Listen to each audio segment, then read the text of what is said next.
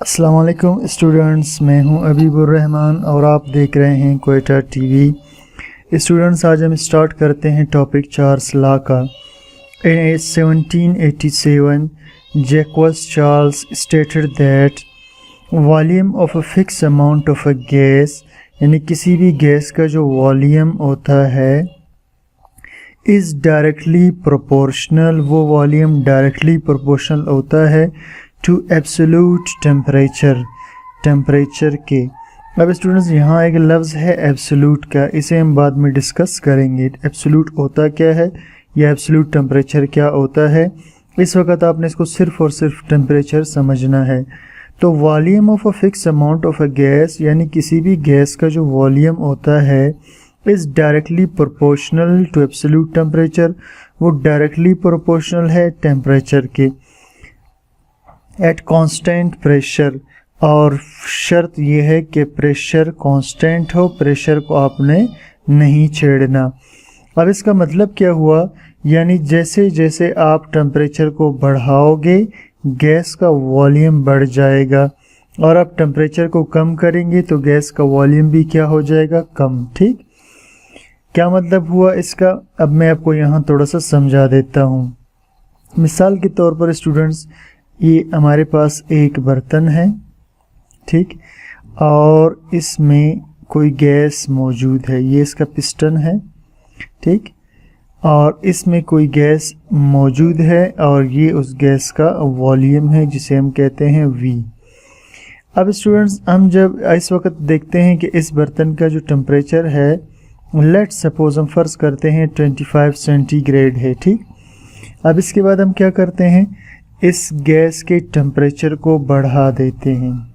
इस गैस के टेम्परेचर को हम बढ़ाकर 100 सेंटीग्रेड कर देंगे, यानी इसको हम यहाँ से ईट कर देंगे।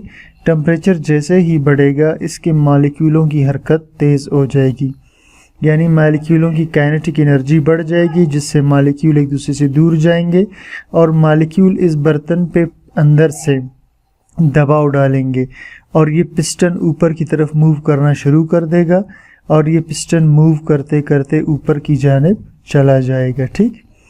अब देखना, इसका वॉल्यूम बढ़ चुका है। अब इसका वॉल्यूम क्या हो चुका है, बढ़ चुका है।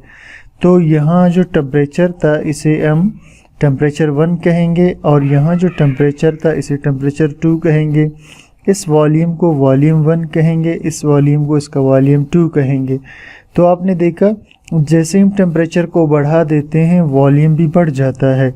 तो टेम्परेचर को बढ़ाने से वॉल्यूम बढ़ जाएगा, इसे हम कहते हैं चार्ल्स लॉ। और टेम्परेचर कम करने से वॉल्यूम कम हो जाएगा, ठीक।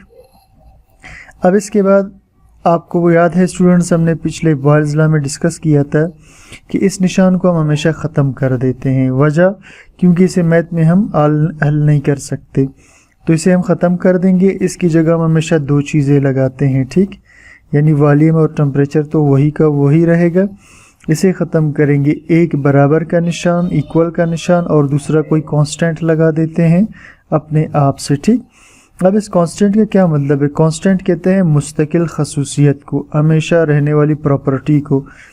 अब यहाँ हमेशा रहने वाली प्रॉपर्टी क्या है, आप जब भी टेम्परेचर बढ़ाएंगे वॉल्यूम बढ़ेगा, टेम्परेचर कम करेंगे वॉल्यूम कम होगा। तो ये प्रॉपर्टी गैस के अंदर हमेशा रहेगी, इसलिए इसे हम कहते हैं कांस्टेंट। यानी वॉल्यूम और टेम्परेचर, इन दोनों का जो ताल्लुक़ है वो हमेशा इसी तरह रहेगा, ठीक। अब इसके बाद इसे हम लिख सकते हैं V is equal to KT, और यहाँ पर K क्या चीज़ है, ये प्रोपोर्शनैलिटी कांस्टेंट है, इसे हम क्या कहेंगे, प्रोपोर्शनैलिटी कांस्टेंट, ठीक। अब इसके बाद स्टूडेंट्स, हम इसे यूं भी लिख सकते हैं कि अगर हम इस T को उठाकर इस तरफ ले आएँ, ठीक है, तो ये V/T हो जाएगा, ठीक, और इक्वल का निशान और K अपनी जगह रहेगा। तो ये है चार्ल्स लॉ का equation, V/T is equal to constant. मतलब क्या हुआ कि वॉल्यूम और टेम्परेचर का जो रेशो है वो हमेशा कांस्टेंट रहता है। वॉल्यूम और टेम्परेचर का रेशो हमेशा क्या रहता है, कांस्टेंट रहता है, ठीक। अब स्टूडेंट्स अगर हम टेम्परेचर को बढ़ा दें, जैसे इधर हमने टेम्परेचर को बढ़ा दिया था, ठीक, तो वॉल्यूम भी बढ़ जाएगा, तो वॉल्यूम भी क्या हो जाएगा, बढ़ जाएगा। तो अब हमारे पास इक्वेशन यूँ भी आ सकता है, हम लिख सकते हैं इस पहले बर्तन के लिए, ठीक, ये जो पहला वाला बर्तन है इसके लिए हम लिखेंगे V1/T1 is equal to constant, और इस दूसरे बर्तन के लिए हम लिख सकते हैं V2/T2 is equal to constant, ठीक। और इन दोनों को, ये जो दो इक्वेशंस है, ठीक, इनको हम मिला करके भी लिख सकते हैं, यानी V1/T1 ये वाला V1/T1 is equal to V2/T2, इसे क्या लिख सकते हैं, V2/T2, सही। अब हमने क्यों लिखा, क्योंकि ये V2/T2 K था और यहाँ भी K था, तो इस K की जगह हम V2/T2 को लिख सकते हैं, दोनों एक ही चीज़ है, ठीक। इसी तरह अगर तीसरा गैस होगा तो हम यूँ भी लिख सकते हैं V3/T3 इज इक्वल टू, ये सारे कांस्टेंट आएंगे। हमने कहा कि वॉल्यूम और टेम्परेचर का रेशो हमेशा क्या आएगा, कांस्टेंट आएगा, सही। अब स्टूडेंट्स हम इस बात को डिस्कस करेंगे कि किस तरह ये वॉल्यूम और टेम्परेचर का रेशो सेम रहता है, ठीक है। जैसे यहाँ और यहाँ हमने कहा था कि वॉल्यूम और टेम्परेचर का रेशो हमेशा क्या रहता है, सेम रहता है, ठीक है। अब मैं आपको यहाँ थोड़ा सा समझा देता हूँ इस बात को, ठीक। अब देखिए हमने ये कहा था, ठहरे मैं कलर चेंज कर देता हूँ ताकि पता चले कि हम नई चीज़ डिस्कस कर रहे हैं यहाँ, ठीक। अब देखिए स्टूडेंट्स, हमने कहा था वॉल्यूम और टेम्परेचर का रेशो हमेशा क्या रहता है, सेम। वॉल्यूम और टेम्परेचर का रेशो हमेशा क्या रहता है, सेम, ठीक। अब फ़र्ज़ करते हैं यहाँ टेम्परेचर 25 है और वॉल्यूम 10 डेसीमीटर क्यूब है, ठीक। तो यहाँ V की जगह हम लेंगे 10 डेसीमीटर क्यूब को और टेम्परेचर की जगह लेंगे 25 सेंटीग्रेड को, ठीक। जब हम 10 को 25 पे डिवाइड करते हैं तो इसका आंसर आता है 0.4, ठीक। और बिल्कुल इसी तरह हम यहाँ टेम्परेचर को अगर बढ़ा दें, यानी टेम्परेचर को 25 का डबल 50 है, वॉल्यूम टेम्परेचर 25 का डबल 50 है और वॉल्यूम V1 10 है, तो इसका डबल क्या होगा, 20, सही। अब इधर V2 की जगह हम 20 ले लें और T2 की जगह यहाँ हम 50 ले लें। जब 20 को 50 पे डिवाइड करेंगे फिर जवाब क्या आएगा, 0.4।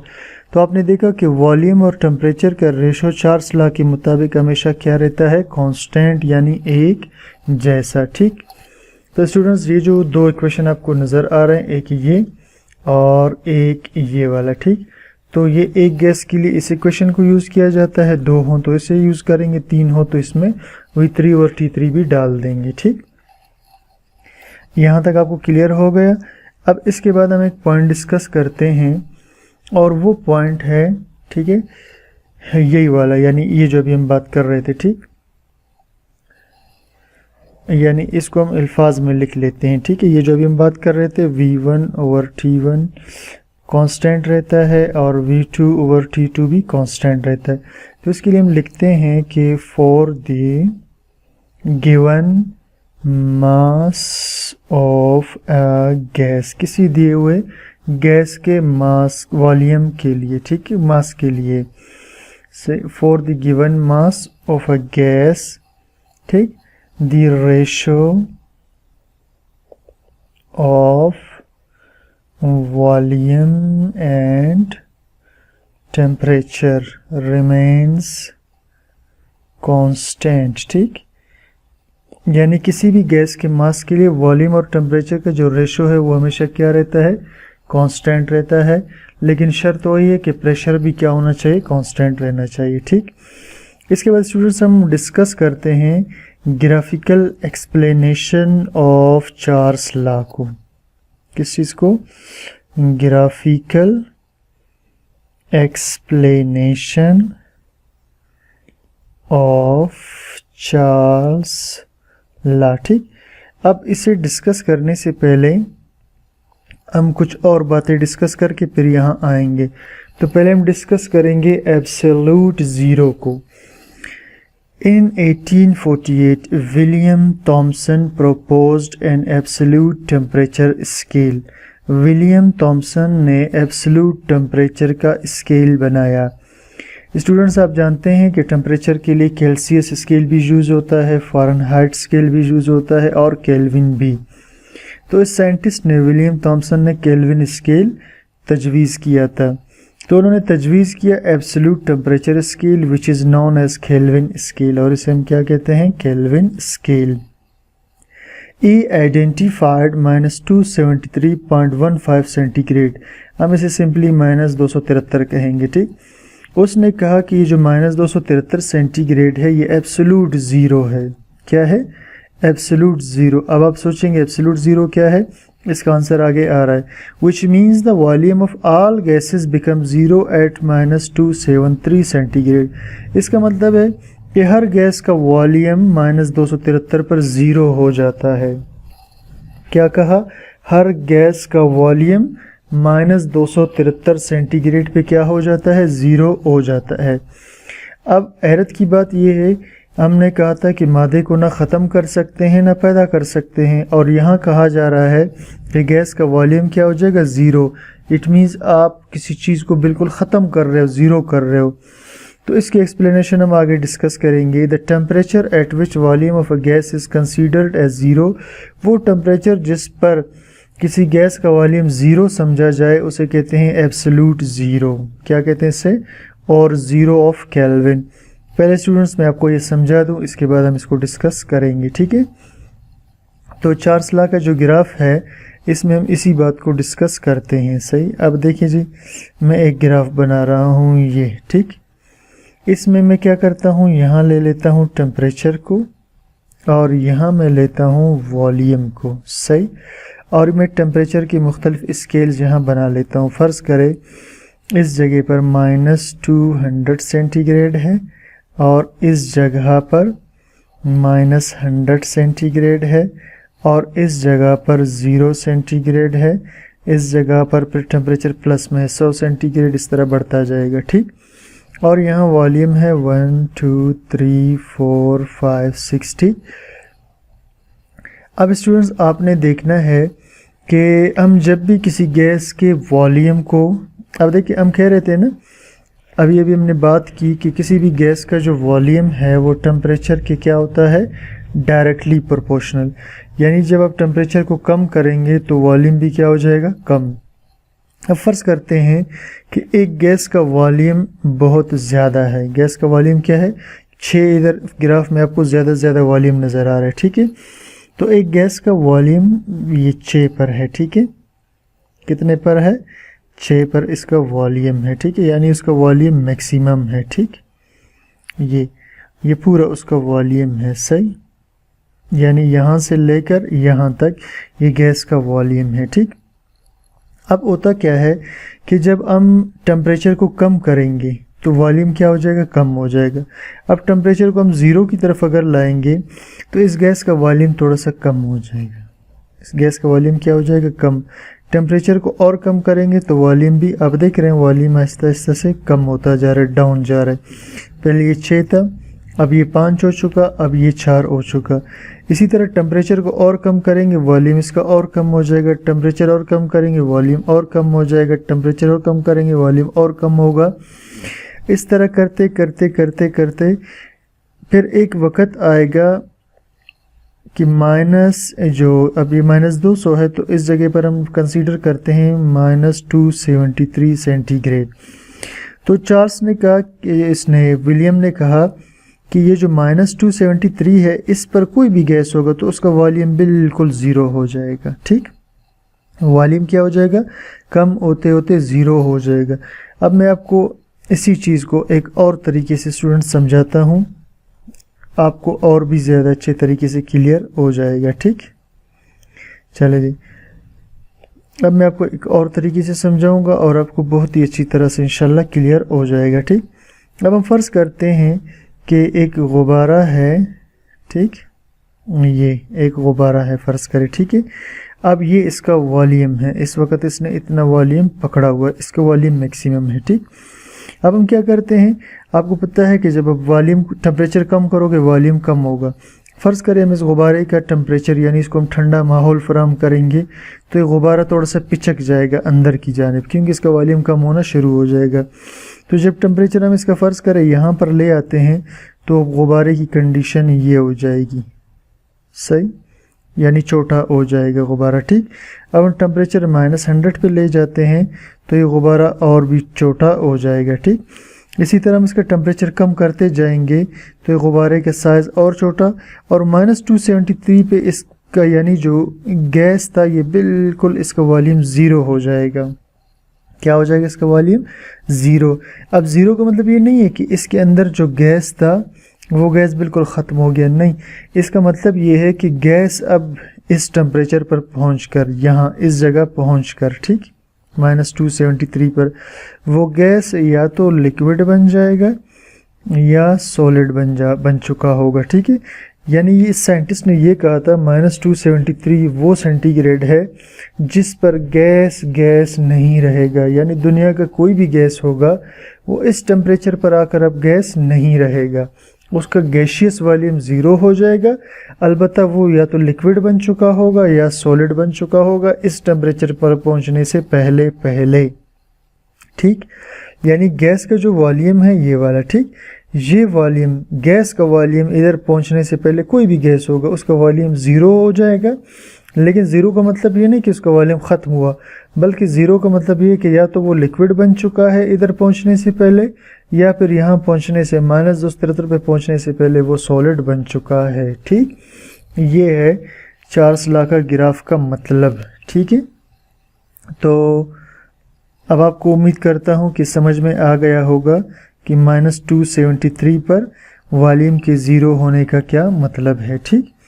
तो इसी तरह कोई भी गैस अगर हम ले लें, अगर हम उसका टेम्परेचर कम करते जाएंगे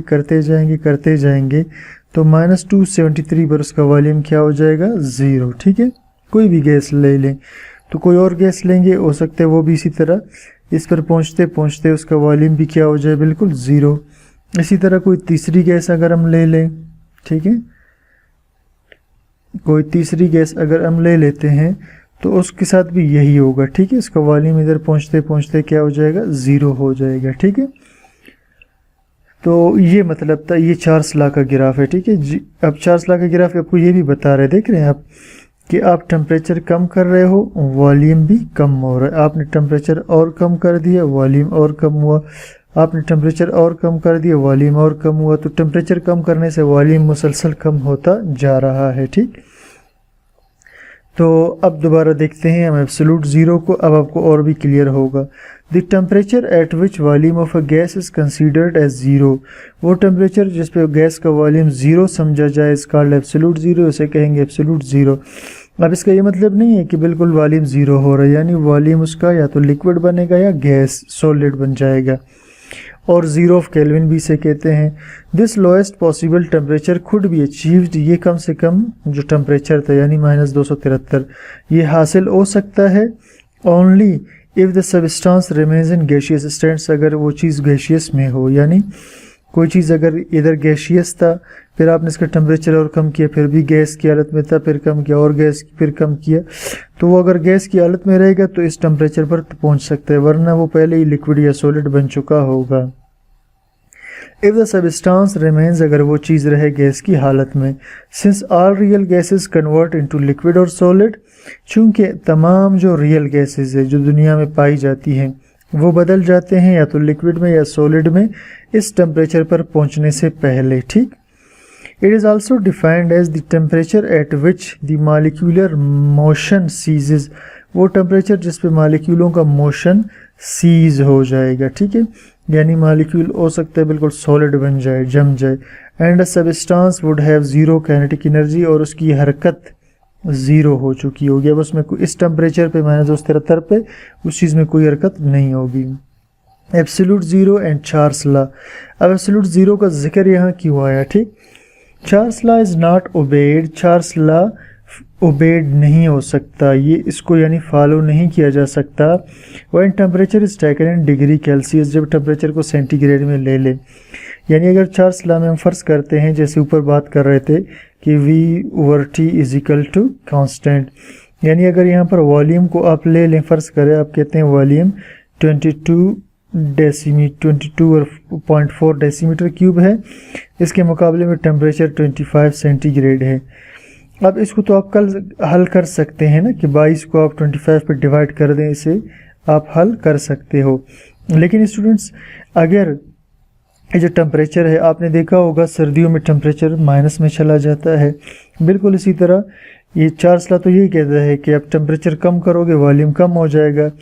तो अगर टेम्परेचर को हम कम करते हैं तो टेम्परेचर तो माइनस में भी हो सकता है, ठीक। टेम्परेचर किस में हो सकता है? माइनस में। यानी इधर हम वॉल्यूम किसी चीज़ का फ़र्ज़ करे ले लेते हैं 2.24 डेसीमीटर क्यूब और उसके मुकाबले में टेम्परेचर हो जाए -2 सेंटीग्रेड, ठीक। तो इसे जब हम हल करेंगे तो हो सकता है आंसर हमारा मनफी में आ जाए। आंसर किस में आ जाए? नेगेटिव वैल्यूज़ के अंदर उसका आंसर आ जाए, ठीक है। और नेगेटिव वैल्यू आंसर जो है ये, यानी इसका मतलब ये है ही नहीं। नेगेटिव का मतलब होता है नहीं होना। तो इसलिए इस नेगेटिव से बचने के लिए हम क्या करते हैं, केल्सियस स्केल को चार्ल्स लॉ के अंदर या साइंटिफिक कामों में यूज़ नहीं करते, इसकी जगह केल्विन स्केल को यूज़ करते हैं। और केल्विन स्केल जो है वो 273 सेंटीग्रेड से स्टार्ट होता है, 373 सेंटीग्रेड तक होता है, यानी कुल इसमें 100 डिग्रीज होते हैं। कितने डिग्रीज? 273 से 373 पर 100। अब इसमें टेम्परेचर जितना भी कम हो माइनस में नहीं पहुंच पाता। इसके टेम्परेचर को आप जितना भी कम करेंगे, ये फ़र्ज़ करें 0 सेंटीग्रेड के इक्वल है और ये 100 सेंटीग्रेड के इक्वल है। अब देखिए 0 से नीचे अगर आप सेंटीग्रेड में जाते तो टेम्परेचर माइनस हो जाता, जबकि यहाँ पर आप देख रहे हैं अगर 273 जो कि 0 है, इससे नीचे जाएंगे तो आपके पास और भी वैल्यूज़ हैं, 272 है, फिर नीचे जाएंगे तो आपके पास 271 है। यानी आप जितने भी नीचे जाएंगे टेम्परेचर आपको नेगेटिव में नहीं मिलेगा। इसलिए हम क्या करते हैं कि केल्विन, ये 273 केल्विन है, 373 केल्विन है, ठीक। तो केल्विन में अब जितना भी नीचे जाएंगे आपको टेम्परेचर माइनस में नहीं मिलेगा, इसलिए इसको इस्तेमाल करना ज़्यादा बेहतर रहता है बनिस्बत सेंटीग्रेड स्केल के। दोबारा देखें, Charles law is not obeyed. Charles law को फॉलो नहीं कर सकते जब टेम्परेचर आप यूज़ करो केल्सियस में, because temperature on Celsius scale has negative values, क्योंकि टेम्परेचर जो केल्सियस स्केल पे आप लोगे वो 0 के बाद नेगेटिव में चला जाएगा, -1, -2, -3 में। if we use negative values of temperature into the equation, अगर हम किसी इक्वेशन में नेगेटिव वैल्यूज़ को यूज़ करें टेम्परेचर के लिए, ठीक, we get negative वॉल्यूम, और हमें इसका वॉल्यूम फिर क्या हासिल हो जाएगा? नेगेटिव, यानी हमें यहाँ पर नेगेटिव में आंसर आ रहा होगा, ठीक है। विच इज़ नॉट पॉसिबल, और ये बिल्कुल नामुमकिन है कि किसी चीज़ का वॉल्यूम नेगेटिव में हो, मनफी हो, यानी ना हो for matter. Therefore we use Kelvin scale, इसलिए हम केल्विन का स्केल इस्तेमाल करते हैं, जो मैंने आपको बता दिया 273 केल्विन से 373 केल्विन तक होता है, ठीक है, 373 केल्विन तक, इंस्टीड ऑफ कैल्शियस स्केल, बजाय किसके? कैल्शियस के, इन कैलकुलेशंस, ठीक। बात आपको समझ में आ गई होगी। अगर नहीं आया है तो आप मुझे कमेंट सेक्शन में बता दीजिएगा, मैं दोबारा इस पर छोटा सा सिर्फ इसी केल्विन स्केल पर एक टॉपिक बना दूंगा, ठीक है। बाकी इसमें मैं यही कह रहा था कि अगर टेम्परेचर को आप सेंटीग्रेड में लेते हैं तो सेंटीग्रेड में टेम्परेचर 0 सेंटीग्रेड के बाद माइनस सेंटीग्रेड में 1 में जा सकता है, -2 में जा सकता है, ठीक। और अगर आप किसी भी कैलकुलेशन के अंदर माइनस टेम्परेचर लगा लेते हो, जैसे फ़र्ज़ करें वॉल्यूम 10 था, नीचे आपने लगा दिया -2 सेंटीग्रेड, तो हो सकता है आपके पास आंसर भी नेगेटिव में आ जाए, ठीक। और यही कहा जा रहा है कि वॉल्यूम या आंसर को नेगेटिव में हम ले ही नहीं सकते, ठीक है। नेगेटिव में होने का मतलब है कि नहीं है, ठीक है। तो स्टूडेंट्स, उम्मीद करता हूँ आपको चार्ल्स लॉ समझ में आ गया होगा।